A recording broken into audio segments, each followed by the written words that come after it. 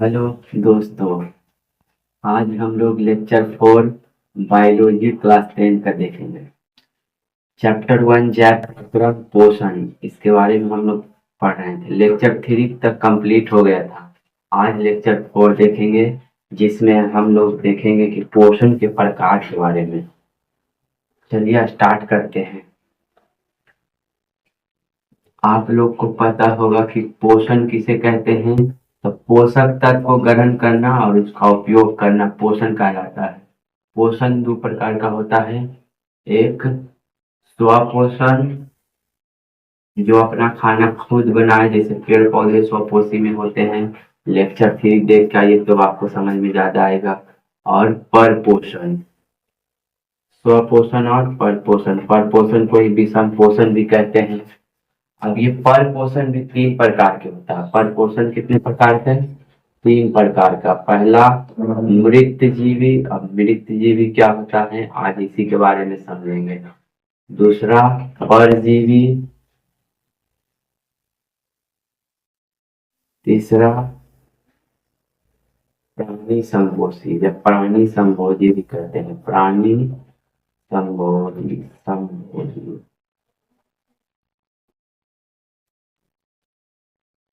परपोषण के 3 प्रकार है। पोषण के 2 प्रकार है, स्वपोषण और परपोषण। स्वपोषण में हरे पेड़ पौधे आते हैं। स्वपोषण में हरे पेड़ पौधे आते हैं। इधर परपोषण में जंतु आते हैं। जंतु में जैसे गाय भैंस बकरी मानव सब इसी में आ जाते हैं। तो उसमें मृतजीवी परपोषण क्या होता है, परजीवी क्या होता है, प्राणी संपोषण क्या होता है, इसके बारे में समझेंगे। तो चलिए, मृतजीवी टॉपिक क्या है, मृतजीवी के बारे में समझना है।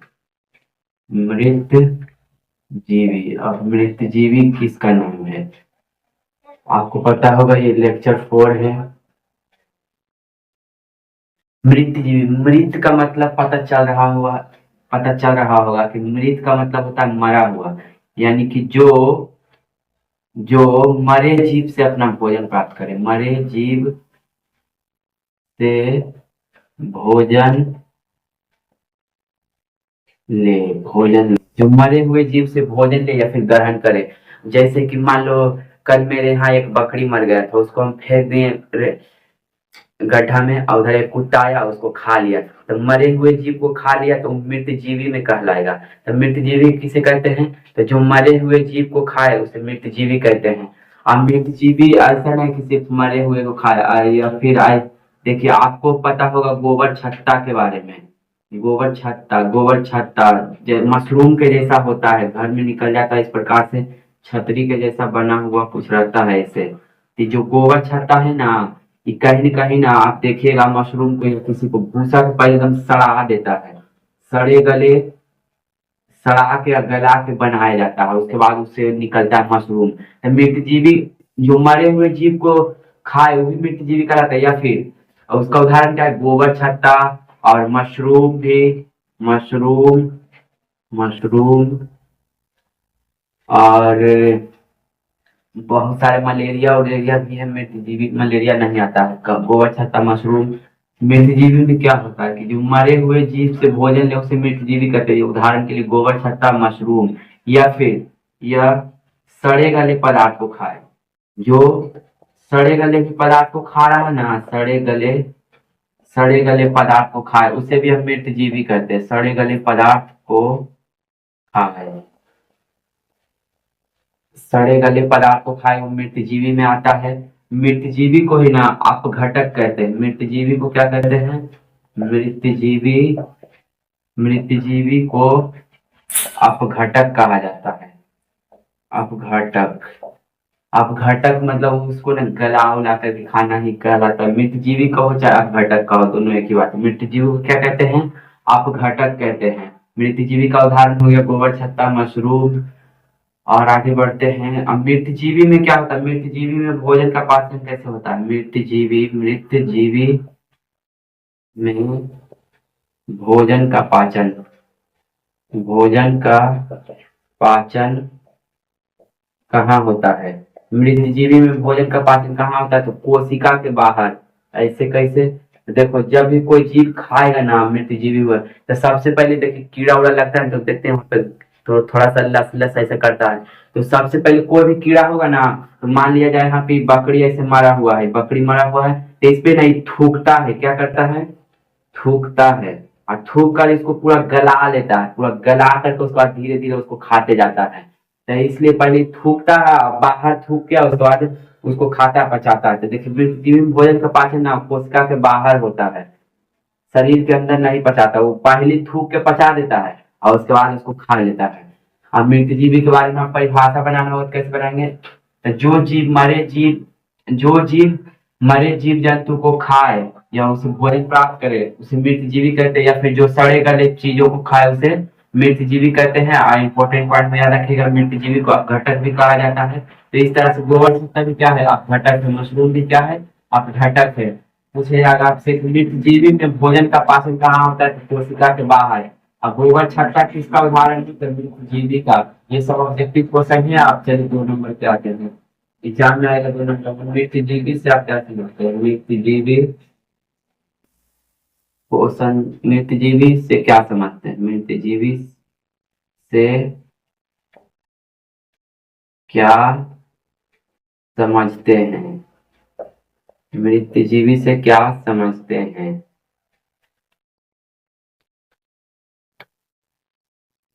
मृतजीवी से क्या समझते हैं। तब वैसा, देखिए मृतजीवी किसका प्रकार है, परपोषण का, तो इसमें लिखेंगे वैसा परपोषण, वैसा परपोषण जो मृत जंतुओं एवं सड़े गले चीजों को खाए उसे मृत जीवी कहते हैं। उदाहरण भी लिख दीजिएगा, उदाहरण गोबर छत्ता।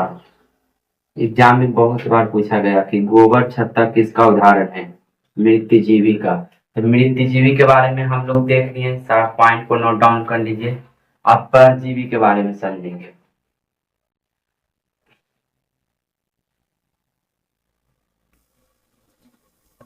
परजीवी,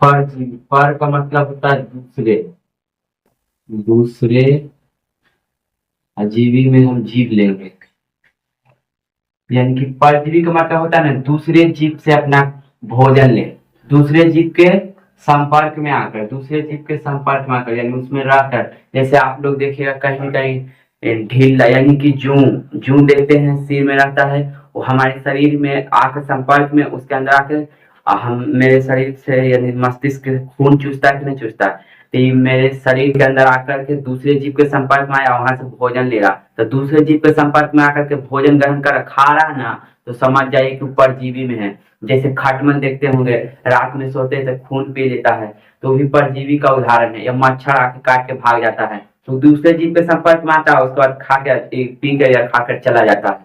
तो दूसरे जीव के संपर्क में आकर भोजन प्राप्त करेगा ना, तो उसे हम परजीवी कहेंगे। जैसे जूं, खटमल और मच्छर।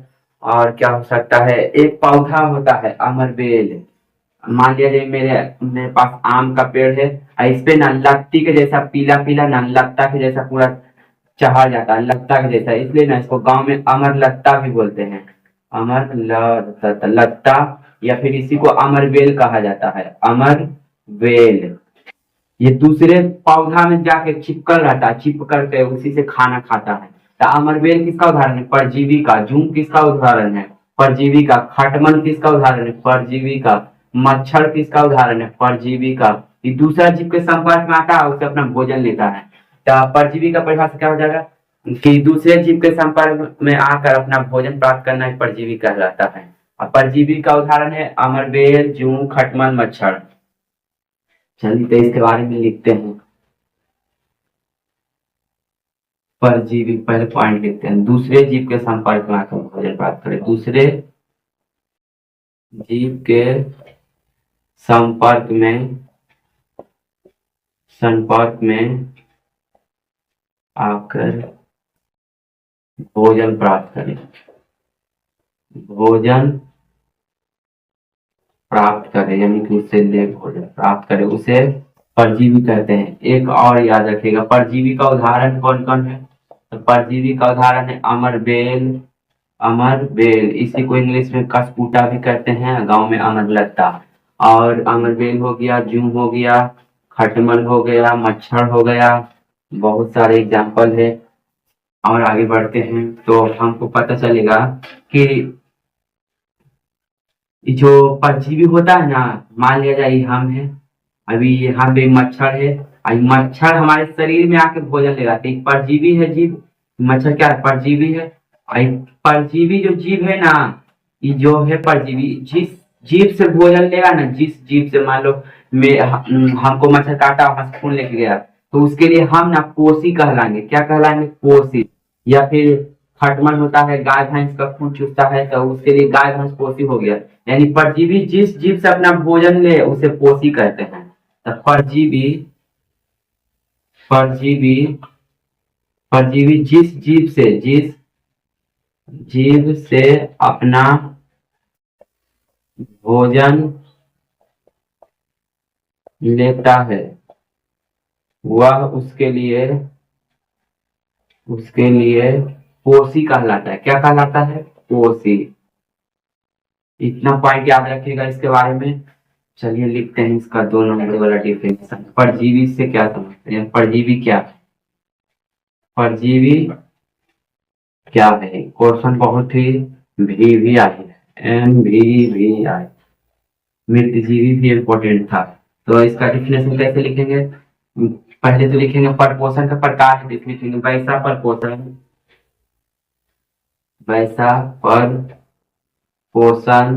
वैसा परपोषण जो दूसरे जीव के संपर्क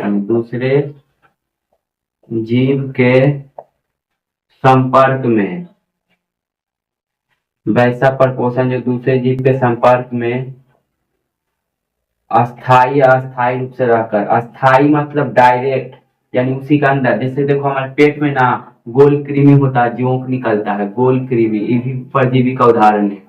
गोल कृमि, टेप वर्म, हुक वर्म ऐसे करके रहता है। तो देखिए ये सब मेरे शरीर के अंदर ही अस्थाई है। अब मच्छर उच्छर खटमल उठमल अस्थाई है। तो इसलिए वैसा परपोषण जो दूसरे जीव के संपर्क में अस्थाई या अस्थाई रूप से रहकर, अस्थाई रूप से रहकर अपना भोजन प्राप्त करे उसे परजीवी कहते हैं। परजीवी कहते हैं। वैसा परपोषण जो दूसरे जीव के संपर्क में, उसको छुए, एक तरह से उसमें टच करके। अस्थाई यानी कि डायरेक्ट उसी के अंदर रहे, जैसे हमारे शरीर के अंदर गोल कृमि होता है, जोंक निकलता है, सब होता है ना। और क्या रहता है? बहुत सारे रहता है एंजाइम। या अस्थाई, अस्थाई मतलब कि इनडायरेक्ट, अभी है और थोड़ी देर बाद भाग जाएगा। जैसे मच्छर हमको काटकर खून पीता है, उसको मारती तो भाग जाता है दौड़ के। या अस्थायी रूप से रहकर अपना भोजन प्राप्त करे उसे परजीवी कहते हैं। और उदाहरण अमरबेल। इसका उदाहरण बार बार इसलिए लिखना है क्योंकि बहुत ज्यादा इंपॉर्टेंट है। मच्छर, खटमल, जूं, गोल कृमि, टेपवार, बुकमार भी लिखते हैं। ठीक है, अब हम लोग समझेंगे प्राणी संपोषी के बारे में। प्राणी संपोषी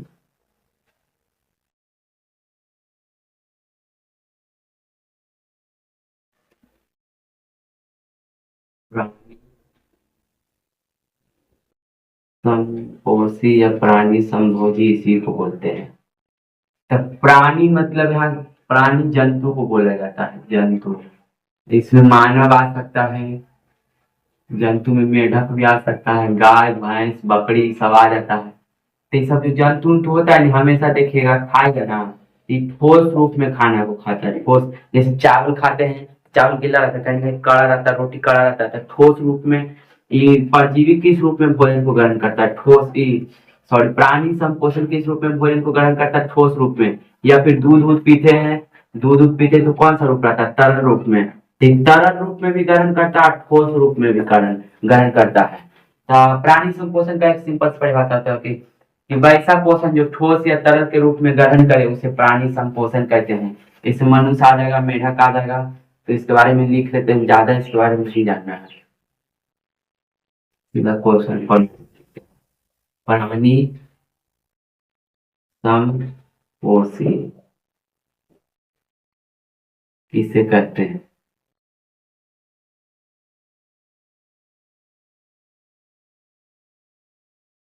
प्राणी संपोषी किसे कहते हैं? वैसा परपोष वैसा परपोषण जो ठोस या तरल रूप में, ठोस या तरल रूप में भोजन को ग्रहण करे, भोजन को ग्रहण करे, ग्रहण करे उसे प्राणी संपोषण कहते हैं। प्राणी संपोषी कहते हैं। उदाहरण मनुष्य, मनुष्य, मेढक, गाय, भैंस, बकरी, डॉट डॉट। यहीं तक आज के लिए। नेक्स्ट डे हम लोग क्या पढ़ेंगे? नेक्स्ट डे लेक्चर 5 में हम लोग पढ़ेंगे प्रकाश संश्लेषण के बारे में। प्रकाश संश्लेषण के बारे में पढ़ेंगे। आज के लिए इतना ही काफी है।